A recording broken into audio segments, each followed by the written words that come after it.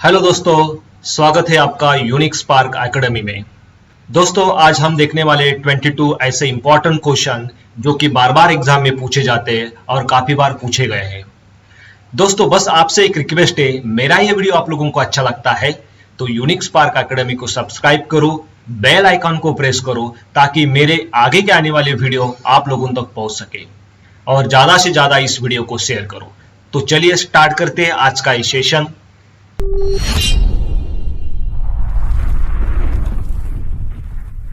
Question number 1, the number of unused state in 4-bit Johnson counter is option A 2, B 4, C 8, D 12। Given numerical के अंदर आपको पूछा गया है कि 4-bit जॉनसन काउंटर में कितने नंबर ऑफ अनयूज्ड स्टेट होंगे। तो आपको ये फॉर्मूला याद रखना है, the number of unused state in 4-bit Johnson counter is equal to 2n minus 2 into n। n means number of bit और यहाँ पे 4 बिट है, so put n is equal to 4 here. अगर n इज इक्वल टू 4 आप value यहाँ पे put करेंगे तो आपका आंसर आएगा 8। Option C is correct here. Question number 2, which of the following is the fastest analog to digital converter? Option A counter type analog to digital converter, B successive approximation, C dual slope and D flash type. इसको आप ठीक से observe करेंगे तो आपको समझ में आएगा flash type is the fastest analog to digital converter. उसके बाद में आता है आपका सक्सेसिव अप्रोक्सीमेशन, देन आता है आपका काउंटर टाइप और लास्ट में आता है आपका ड्यूअल स्लोप और integrating type analog to digital converter. तो सबसे ज्यादा fastest analog to digital converter है फ्लैश टाइप। अगर instead of fastest type analog to digital converter अगर आपको एक्यूरेट पूछा जाता है तो आंसर आएगा आपका ड्यूअल स्लोप। और मोस्टली यूज अगर पूछा जाता है तो successive approximation. It is a mostly use, it is the mostly accurate and this one is the fastest. फिलहाल यहाँ पे क्वेश्चन में पूछा गया है कि which of the following is the fastest analog to digital converter? So option D is correct here, that is the flash type. Question number 3, one bit full subtractor has dash input. Option A 2, B 3, C 4, D any number। So option B is correct here, that is the 3। Given question के अंदर आपको पूछा गया है कि one bit full subtractor में कितने input होते हैं? तो ऑब्वियसली वहां पे 3 इनपुट होते हैं।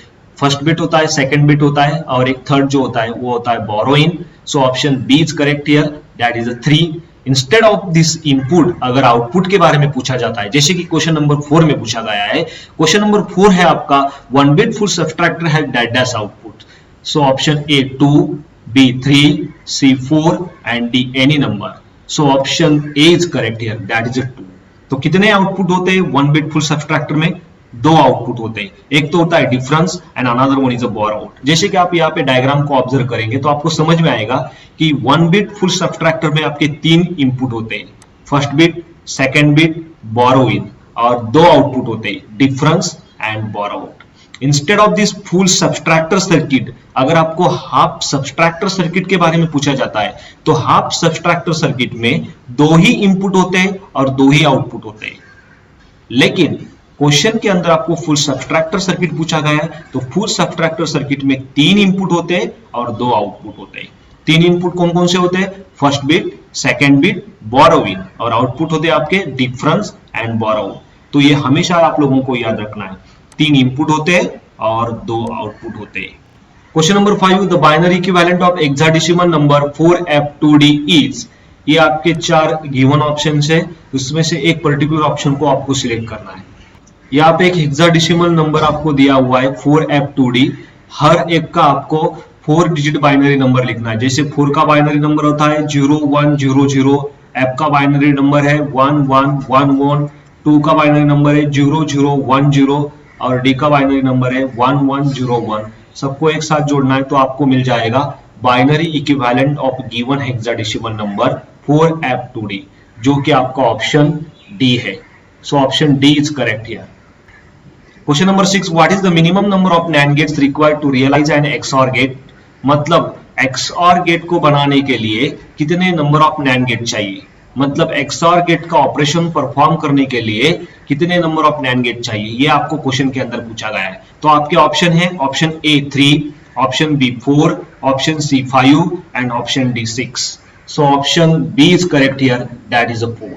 Instead of this NAND gate अगर आपको NOR गेट पूछा जाता है, जैसे क्वेश्चन नंबर 7 के अंदर पूछा गया है, तो क्वेश्चन नंबर 7 है आपका, what is the minimum number of NOR gates required realising and XOR getting.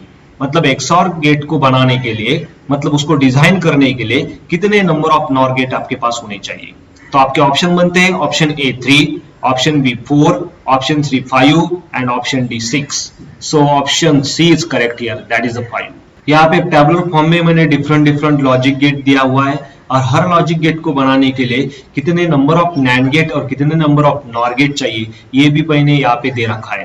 जैसे कि नॉट गेट को बनाने के लिए एक नैंड गेट चाहिए या तो एक नॉर गेट चाहिए, एंड गेट को डिजाइन करने के लिए या तो 2 नैंड गेट चाहिए या तो 3 नॉर गेट चाहिए। वैसे ही ऑर गेट, एक्सऑर गेट और एक्स नॉर गेट के लिए भी मैंने यहाँ पे दे रखा है। तो क्वेश्चन किसी भी तरीके से पूछा जा सकता है।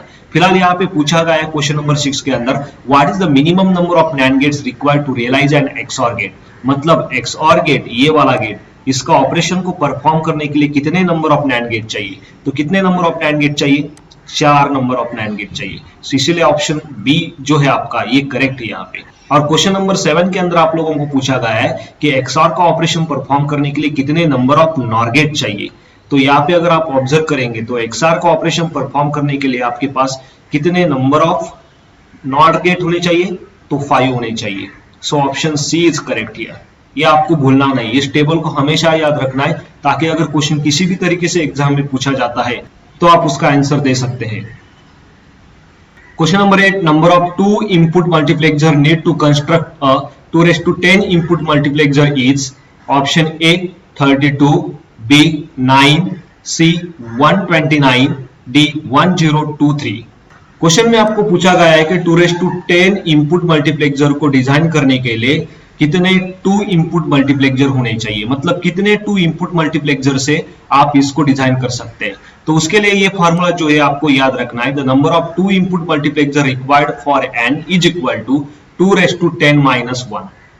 2⁻10 आपको डिजाइन करना है, उससे 1 को माइनस करना है, तो जो भी आंसर बनता है उतने नंबर ऑफ 2 इनपुट मल्टीप्लेक्सर आपके पास होने चाहिए। So option D is correct here, that is 1023। Question number 9, the output of NOR gate is high. Option A only when at least 1 input is low, B only when at least 1 input is high, C only when all the inputs are high, D only when all the inputs are low. So option D is correct here, that is only when all the inputs are low. Given question के अंदर आप लोगों को पूछा गया है कि nor gate का आउटपुट हाई कब होगा। जैसे कि यहाँ पे नॉर गेट का एक ट्रुथ टेबल दिया हुआ है, this is the truth table of NOR gate. अगर ये वाले ट्रुथ टेबल को आप ठीक तरीके से ऑब्जर्व करेंगे तो आपको समझ में आएगा कि नॉर गेट का आउटपुट हाई तभी आता है जब आपके दोनों के दोनों इनपुट लो है। और क्वेश्चन में यही पूछा आप लोगों के कि नॉर गेट का आउटपुट आपका हाई कब होगा। जाहिर सी बात है, दोनों इनपुट अगर आपके लो होते हैं उस टाइम आपका आउटपुट हाई होता है, जो कि आपका ऑप्शन डी है। The output of NOR gate is high when all the inputs are low. So option D is correct here. Instead of this NOR gate अगर नैंड गेट के लिए क्वेश्चन पूछा जाता है, जैसे क्वेश्चन नंबर 10 में पूछा गया है, question number 10, the output of NAND gate is high. Option A only when at least 1 input is low, B only when at least 1 input is high, C only when all the inputs are high, D only when all the inputs are low. So option A is correct here, only when at least 1 input is low. Given question के अंदर आप लोगों को पूछा गया है कि NAND gate का आउटपुट हाई कब होगा। जैसे कि यहाँ पे अगर आप ऑब्जर्व करेंगे, this is the truth table of NAND gate, this is the truth table of NAND gate. और क्वेश्चन में पूछा गया है कि नैंड गेट का आउटपुट कब हाई होगा। जैसे कि ये वाला हाई है, ये भी हाई है और यहाँ पे भी हाई आउटपुट है। ये तभी हाई है जब कम से कम आपका एक इनपुट लो है। यहाँ पे आपका इनपुट लो है, यहाँ पे भी एक आपका इनपुट लो है, यहाँ पे भी आपका एक इनपुट लो है। इसका मतलब only when at least 1 input is लो, अगर कम से कम एक इनपुट आपका लो है एट दैट टाइम्स आपका आउटपुट हाई होगा, जो कि आपका ऑप्शन ए है। यहाँ पे आपका आउटपुट नॉर गेट का हाई कब होगा, जब सारे के सारे इनपुट आपके लो होंगे। सो option D is correct here. ये आपको हमेशा याद रखना है, ये ट्रूथ टेबल भी आप लोगों को याद रखना है। This is the truth table of NOR gate and this is the truth table of NAND gate. So option D and option A is correct for question number 9 and question number 10 respectively. Question 11, a plus a bar is equal to option a, option b a bar, option c 0 and option d 1। यहां पे आप लोगों को एक और gate का operation दिया हुआ है, means that a plus a बार पूछा है, तो a प्लस a बार आपका आता है option D, that is a 1। a plus a bar is equal to 1। Similarly अगर आप लोगों को एंड गेट के बारे में पूछा जाता है, मतलब a into a bar is equal to option a, option b a bar, option c 0, option D 1, तो आपका आएगा option C correct, that is the 0। आपको हमेशा याद रखना है a प्लस a अगर पूछा जाता है तो आएगा आपका a प्लस 0 अगर पूछा जाता है तो भी आएगा आपका a, देन a प्लस 1 अगर पूछा जाता है तो आएगा 1, एंड a प्लस a बार अगर पूछा जाता है तो आएगा 1। These are the OR gates. Similarly अगर NAND गेट में पूछा जाता है a इंटू a तो आएगा आपका a इंटू 0 आएगा आपका 0, a इंटू 1 आएगा आपका a, एंड a इंटू a बार आएगा आपका 0। These are the AND gate operation. फिलहाल यहाँ पे पूछा गया था आपको a plus a bar is equal to 1, और यहाँ पे पूछा गया था a इंटू a बार, तो a इंटू a बार है आपका 0। So option D and option C both are correct here for question number 11 and question number 12 respectively. Question number 13, to get an access3 code from BCD code, option A 0011 is added, option B 0110 is added, option C 0011 is subtracted, and option D 0110 is subtracted. Given question में आपको पूछा गया है कि 4 digit BCD code से आप access 3 code को कैसे कैलकुलेट करेंगे। जैसे कि आप लोग जानते हैं, as a name implies, in access 3 representation, access number is 3, access number is 3, और 3 का 4 डिजिट बाइनरी नंबर अगर आप लोग देखेंगे तो वो होता है 0011। This is the binary number, this is the 4 digit binary number of 3।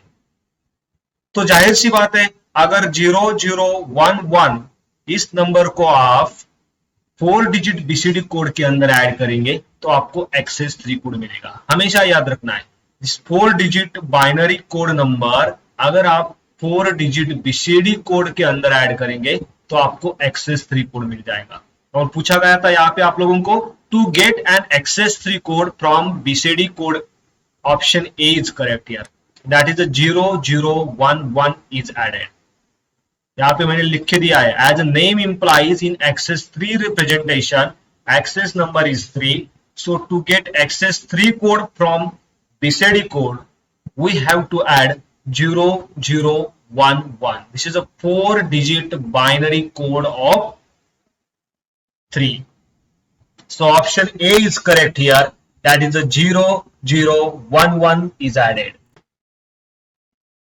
Question number 14, which of the following gate is known as coincidence detector? Option A OR gate, option B NAND gate, option C XOR gate, and option D XOR gate. So option C is correct here, that is the XNOR gate. Instead of this coincident detector, अगर exam में आपको anti coincident detector पूछा जाता है, मतलब कुछ इस तरीके से, जैसे क्वेश्चन 50 के अंदर आप लोग देखेंगे तो यहाँ पे है, which of the following gate is known as anti coincident detector? Option A NOR gate, option B NAND gate, option C XNOR gate, and option D XOR gate. So option D is correct here, that is the XOR gate. तो सबसे पहले हम लोग देखते हैं ये coincidence detector और anti coincident detector होता क्या है। First of all see the truth table of XNOR gate and XOR gate. अगर XNOR गेट का ट्रूथ टेबल देखेंगे तो वो कुछ इस तरीके का होता है, A and B both are the inputs and Y is your output. If A is equal to 0, B is equal to 0, that times output is 1. यहाँ पे आता है 0 1 0 1 0 0 1 1 1. This is the truth table of X NOR gate. अभी X OR gate का अगर truth table देखेंगे तो वो इस तरीके का होता है. A and B both are inputs and Y is your output. 0 0 ये आएगा आपका 0 0 1 तो आपका आउटपुट आएगा 1 1 0 आपका आउटपुट आएगा 1 एंड लास्ट 1 1 ए और बी दोनों 1 1 है तो आपका आउटपुट आएगा 0. कोइंसिडेंट डिटेक्टर मींस अगर आपका इनपुट दोनों इनपुट सेम है या दोनों इनपुट हाई है या तो दोनों इनपुट लो है, एट दैट टाइम्स आपका आउटपुट 1 आता है. And if A is not equal to B that times your output is 0. Similarly यहां पे देखो ए और बी 0 0 है, दोनों सेम है, मतलब दोनों इनपुट आपके लो है, that times your output is high, that is a 1. Similarly यहां पे अगर आपका दोनों इनपुट हाई है 1 1 means A is equal to B, that times आपका आउटपुट आता है हाई, दैट इज अ 1. और A is not equal to B that times output is 0. अगर ए और बी दोनों बराबर में नहीं है दैट टाइम्स आपका आउटपुट आएगा 0. So coincident detector means an occurrence of two same things at the same time, and a detector which detects it is called as a coincident detector. Coincident detector gives the high output when both the inputs are high or same or low. मतलब आपका output high आएगा जब आपके दोनों input same है या तो दोनों इनपुट लो है या तो दोनों इनपुट हाई है, दैट टाइम्स आपका आउटपुट हाई आएगा. सिमिलरली एंटी कोइंसिडेंट डिटेक्टर अगर आप यहां पे ऑब्जर्व करेंगे, this is the truth table of x OR gate. अगर आप इसको ठीक से ऑब्जर्व करेंगे तो आपको समझ में आएगा if A is equal to B that times our output is 0 and A is not equal to B that times our output is 1. तो हमेशा आप लोगों को याद रखना है अगर कोइंसिडेंट डिटेक्टर के बारे में पूछा जाता है तो आपका ऑप्शन सी करेक्ट होगा, और एंटी कोइंसिडेंट डिटेक्टर के बारे में पूछा जाता है तो ऑप्शन डी करेक्ट होगा. साथ में आपको ये जो ट्रूथ टेबल है एक्स नॉर गेट और एक्स और गेट ये भी याद रखना है, क्योंकि हो सकता है इसके ऊपर भी आगे जाके कुछ क्वेश्चन पूछे जाए. सो फिलहाल यहाँ पे ऑप्शन सी और ऑप्शन डी करेक्ट है आपका क्वेश्चन नंबर 14 और क्वेश्चन नंबर 15 के लिए. Question number 16, which of the following is self complementing code? Option A XS3 code, option B Hamming code, option C gray code and option D cyclic code. So option A is correct here, that is the XS3 code. जैसे कि हम लोगों ने पिछले slide में देखा है XS3 code अगर आपको कैलकुलेट करना है तो 4 डिजिट बाइनरी कोड में आपको 0 0 1 1 ये जो 4 डिजिट बाइनरी नंबर है उसको ऐड करना पड़ता है. और ये जो XS3 कोड है it is a self complementing code and it is a not weighted code. हमेशा याद रखना है XS3 code is a self complementing code and not a weighted code. अगर एग्जाम में पूछा जाता है कि which of the following is a self complementing code तो ऑप्शन ए आपका करेक्ट होगा, that is the XS3 code. किसी भी 4 डिजिट बीसीडी कोड के अंदर अगर आप 0 0 1 1 को ऐड कर देते हो तो आपको XS3 कोड मिल जाता है. Question number 17, an AND gate can be imagined as option A switches connected in parallel, option B transistor connected in series, option C transistors connected in parallel and option D switches connected in series. So option D is correct here, that is the switches connected in series. मतलब अगर switches को series में connect किया जाता है तो वो AND gate को रिप्रेजेंट करता है. नेक्स्ट क्वेश्चन, क्वेश्चन नंबर 18, मतलब instead of that AND gate अगर आपको OR गेट के बारे में पूछा जाता है, जैसे क्वेश्चन नंबर 18 में पूछा गया है, and OR gate can be imagine as option A switches connected in parallel, option B transistors connected in series, option C transistors connected in parallel and option D switches connected in series. तो आपका option A is correct here, that is the switches connected in parallel.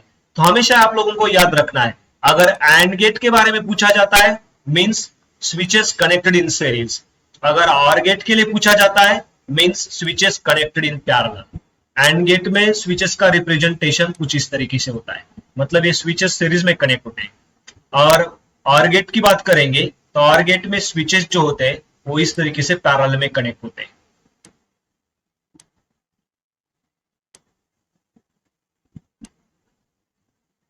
तो question किसी भी तरीके से आप लोगों को एग्जाम में पूछा जाता है, and gate can be imagine as a switches connected in series, or gate can be imagine as switches connected in parallel. So option D is correct for question number 17 and option A is correct for question number 18. Question number 19, one bit full adder has dash input. Option A 2, option B 3, option C 4, option D any number. यहाँ पे question के अंदर पूछा गया आपको one bit full adder में कितने input होते हैं। So option B is correct here, that is the 3 input. Instead of input अगर आउटपुट पूछा जाता है, जैसे कि क्वेश्चन नंबर 20 में पूछा गया है, one bit full adder has dash dash output. Option A 2, option B 3, option C 4 and option D any number. So option A is correct here, that is the 2। अगर आप लोग यहां पे देखेंगे फुल एडर में 3 इनपुट होते हैं।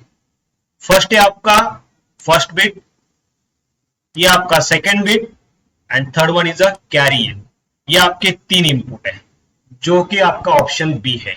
और आउटपुट अगर आप लोग देखेंगे तो 2 आउटपुट है, फर्स्ट है सम और सेकेंड है आपका कैरी। तो यहां पे पूछा गया था आपको one bit full adder had dash dash output, तो कितने आउटपुट है? 2 ही आउटपुट है, एक तो सम है और second one is a carry. So option A is correct here. और कितने इनपुट है जो कि क्वेश्चन नंबर 19 में पूछा गया है, one bit full adder had dash dash input, तो कितने इनपुट है? First bit, second bit and carry in, 3। So option B is correct here. So option B is correct for question number 19 and option A is correct for question number 20। तो ये आपको हमेशा याद रखना है। Question number 21, a multiplexer is a combinational logic circuit used to perform the operation option A and gate, option B and OR gate, option C NOR OR gate, option D XOR NAND gate. Generally, as we know that multiplexer is a combinational circuit which acts as a data selector. Data selector means जिसके अंदर multiple inputs है और एक ही output है। अगर multiplexer की बात करेंगे तो उसमें मल्टीपल इनपुट होते हैं और एक ही आउटपुट होता है। अगर डी मल्टीप्लेक्सर की बात करेंगे तो उसके अंदर एक ही इनपुट होता है और मल्टीपल आउटपुट होते हैं। लेकिन यहाँ पे मल्टीप्लेक्सर के बारे में पूछा गया है, तो multiplexer acts as a data selector.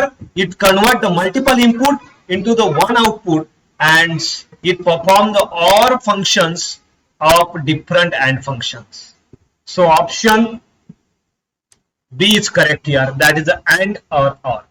Question number 22. How many stable states present in flip-flops? Option A 1, B 2, C 3, D 4. Generally, flip-flop is a bistable multivibrator.